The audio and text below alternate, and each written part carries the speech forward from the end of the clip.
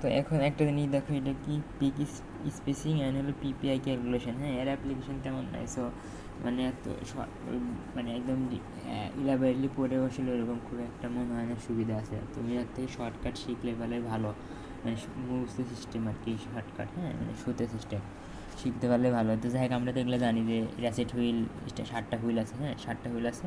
তো এখানে আমি এই র্যাসেট হুইলকে এ দ্বারা প্রকাশ করছি, স্ট্যান্ডার্ড হুইলকে বি দ্বারা, চেঞ্জ হুইলকে সি দ্বারা, সুইং পিনিয়নকে ডি। এটা তুমি তোমার ইচ্ছা মতো এগুলো চেঞ্জ করতে পারো, তোমার ইচ্ছা মতো যে কোনো কিছুতে প্রকাশ করতে পারো। গেল, এখন আমি যে মেশিনে কাজ করছি, ওই মেশিনের র্যাসেট হুইলের টিতে মানে দাঁত, র্যাসেট হুইলের দাঁত আছে 24টা, স্ট্যান্ডার্ড হুইলের দাঁত আছে 36টা, সুইং পিনিয়নের 24টা। আর চেঞ্জ হুইল, হ্যাঁ, এটার মূলত আমরা কী করি, এটার দাঁত টিথকে আমরা চেঞ্জ করি বারবার। হ্যাঁ, এটা টিথ সংখ্যা আমরা চেঞ্জ করি, মানে মেশিনে যে চেঞ্জ হুইলটা থাকে তোমরা যেটা দেখছো, হ্যাঁ, ওইটাই আমরা প্রয়োজন অনুযায়ী ওই চেঞ্জ হুইল খুলে অন্য একটা চেঞ্জ হুইল বারবার লাগাই। আমি 20 হুইল মনে করো, আমি 24 মনে করো, আমি 30 টিতে চেঞ্জ হুইল লাগালাম, একটু পর আমি 40 টিতে চেঞ্জ হুইল লাগাবো, মানে বারবার ওটাকে আমরা খুলি, চেঞ্জ হুইলকে বারবার খুলি। এই জন্য এখানে টিথ সংখ্যাকে চলমান ধরলাম, মানে যে কোনো কিছু হতে পারে, ওই জন্য এই দ্বারা প্রকাশ করলাম। হ্যাঁ, এ তো। আর টেক আপ, আর হল টেক আপ রোলার, মানে যে যে কী করে, যেটা ইমারি রোলার আর কি। হ্যাঁ, ইমারি রোলার তো চেনই। আর কি আছে, একটা পরিধি, আর কি আছে, একটা পরিধি এখানে কত, 15.0 এই তো। এখন এই যে দেখো, এখন এই ডায়াগ্রামটা আঁকাতে হবে তোমাকে, এই ডায়াগ্রামটা আঁকাতে হবে। এটা আশা করি তোমরা পারবা। এটা মানে কি যে মেশিন ভালোভাবে দেখলে দেখবা, প্রথমে র্যাসিড হুইলের সাথে ওই এটা কি শ্যাপ, তাই না?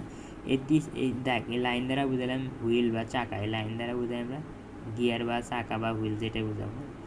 এটা হলো শ্যাপ। দেখো এই যে র্যাসিড হুইলের সাথে কে যুক্ত থাকে, স্ট্যান্ডার্ড হুইল। হ্যাঁ, আচ্ছা, স্ট্যান্ডার্ড হুইলের সাথে আবার কে যুক্ত থাকে বলো তো? তার সাথে কিন্তু যে চেঞ্জ হুইল যুক্ত থাকে, এটা কিন্তু আমরা ভিডিওতে দেখছি, না থাকলেও আমার ভিডিও দেখে নিও।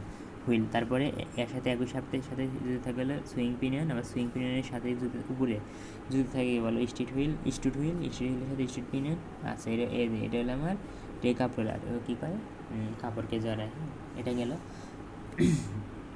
তো এটা কী ছিল বলো, এই হলো র্যাসেট হুইলকে আমি কী দ্বারা, এ দ্বারা প্রকাশ করলাম। এই হুইল অর্থাৎ বি হুইল, স্ট্যান্ডার্ড হুইলকে বি দ্বারা প্রকাশ করলাম, এই হুইলকে সি দ্বারা, এই হুইলকে ডি প্রকাশ করলাম। হ্যাঁ, এখন তোমার কি পিক স্পেসিং মনে রাখবা, কি পিক স্পেসিং, এটার জন্য শর্টকাট কি মনে রাখবো, 1/, র্যাসেট হুইল 1/, প্রথমটা মানে 1/, র্যাসেট হুইল লিখলা গুণন। তারপর থেকে শুরু হবে ড্রাইভার ডিভাইডেড ডিভেন। ড্রাইভার মানে কি, যে বাসের ড্রাইভার আছে না, যে পরিচালনা করে, আর ডিভেন মানে যে পরিচালিত হয় বা নিয়ন্ত্রিত হয়। তো জাস্ট কোনটা কোন, জাস্ট এ লাইন দেখবা, এ লাইন দেখবা, এ লাইন দেখবা। হ্যাঁ, আচ্ছা, তো আমি ভিডিওতে অনেকবার বলছিলাম আগে। তো যাই হোক, দেখো এই দুটোর ক্ষেত্রে কী করে, এ হলো কাকে মোশন দেয়, সিকে মোশন দেয়, মানে বি হলো ঘুরায়, কাকে ড্রাইভার মানে যে ঘুরায়, সিকে ঘুরায়, আর ড্রিভেন মানে যে ঘোরে। তার মানে ড্রাইভার মানে প্রধান আর কি, বিটাই তো আমরা সিকে ঘুরাইছে, তাই না? আবার এক্ষেত্রে দেখো, এটার তুলনা করে লাভ আছে, এখানে তো কেউ কারো সংস্পর্শে নাই, সুবিধা আমরা দেখছি, এটার সংস্পর্শে এটা আছে, তাই না? এয়ার কন্ট্যাক্ট এটা আছে। বি কী করবে, সিকে ঘুরাবে, ডি কী করবে, ইকে ঘুরাবে, এফ কী করবে, এফ রোলার কী এফ হুইলটা জিকে ঘুরাবে। হ্যাঁ, যে ঘুরায় সেই ড্রাইভার। তার মানে দেখো, মনে রাখবা, এইভাবে যদি কল্পনা করো, নিচের গুলা সাধারণ ড্রাইভার, নিচের গুলা কী হয়, ড্রাইভার হয়। তাহলে এটা ড্রাইভার, এটা ড্রাইভার, এটা ড্রাইভার। হ্যাঁ, তো ড্রাইভার বাই ড্রিভেন, তাহলে এই দুটোর ক্ষেত্রে কী হবে বলো, ড্রাইভারকে বি, এই জন্য বি/সি, বি/সি। এই দুটার ক্ষেত্রে ড্রাইভারকে ডি/ই।